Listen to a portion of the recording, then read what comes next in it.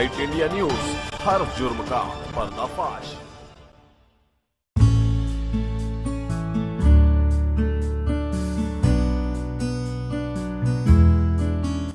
अभी आगामी 30 अगस्त को हम सभी लोग राष्ट्रीय स्वयंसेवक संघ के माध्यम से एक पर्यावरण संरक्षण की एक बहुत बड़ी एक्टिविटी को पूरे भारत में कर रहे हैं।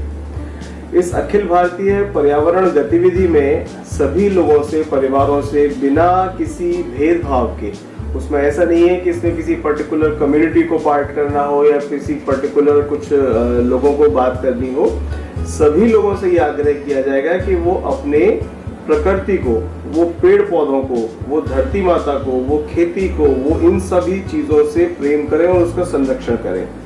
भारतीय संस्कृति में हमेशा से पेड़ पौधों की पूजा की गई है, उनको सुरक्षा दी गई है, उनको संरक्षण दिया गया है।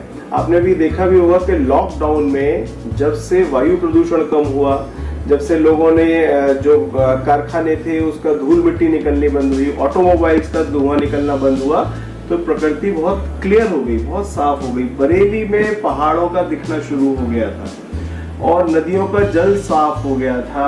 जो पशु पक्षी थे वो हेल्दी हो गए थे। बहुत सारी जगह पे ऐसा देखा गया कि जो जंगल के जीव जंतु थे वो शहरों में घूम रहे थे, उनको निर्भय घूम रहे थे।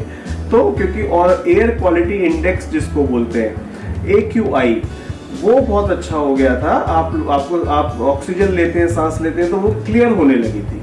तो अब जब से लॉकडाउन खुलना शुरू हुआ, ये सारी चीजें फिर से वैसी हो गई हैं। NCR में देखा गया था कि जो AQI एयर क्वालिटी इंडेक्स 50 होना चाहिए, वो 700, 800, 1000 से ऊपर होता था, वो 50 रह गया था। और अभी जैसे लॉकडाउन दोबारा से खुलना शुरू हुआ है, वो फिर से 250 होने लगा है। तो इन चीजों से ये समझ में आता है कि हमको अपनी प्रकृति का संरक्षण करना जरूरी है। और पेड़ पौधे मानव के बीच में और नेचर के बीच में, प्रकृति के बीच में, पेड़ पौधे एक ऐसी चीज है जो एक सेतु का काम करते हैं, एक बीच का काम करते हैं। हमको पेड़ पौधे ऑक्सीजन देते हैं, वो ऑक्सीजन हम लोग लेते हैं। क्योंकि मैं एक डॉक्टर हूँ, इसलिए मैं ये जानता हूँ कि जब ये ऑक्सीजन अस्पताल में लगानी पड़ती है किसी को, तो एक तो बहुत महंगी पड़ती है और वो बड़े कष्टकारी बीमारियां होती हैं। और जब तक हम आराम से ऑक्सीजन ले रहे होते हैं हवा में, तो हमको उसकी कद्र नहीं होती है।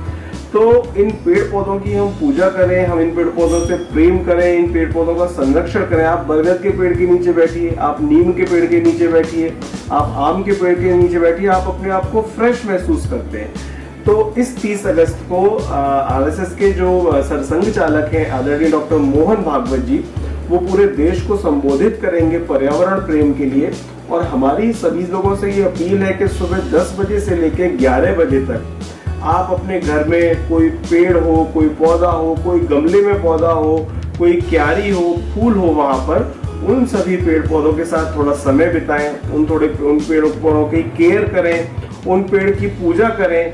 आप उनकी आरती कर सकते हैं, आप उनके ऊपर रोली चंदन, जैसे आप अपने बच्चों की बर्थडे पर अपने बच्चे को तिलक लगाते हैं, अपने बच्चे से प्रेम करते हैं, ऐसे आप उनको अपने परिवार का सदस्य मानते हुए उस पेड़ के साथ प्रेम करें, उसके साथ पूजा करें। तो ये हमारी सबसे एक्टिविटी, एक अखिल भारतीय पर्यावरण गतिविधि इसको हम लोग बोलते हैं। और इस कार्यक्रम का नाम प्रकृति वंदन कार्यक्रम है। मेरी आप सभी से यही आग्रह है कि पूरे देश के सभी भारतीय नागरिक प्रकृति से प्रेम करें और अपने देश को हरा भरा बनाएं। नमस्कार।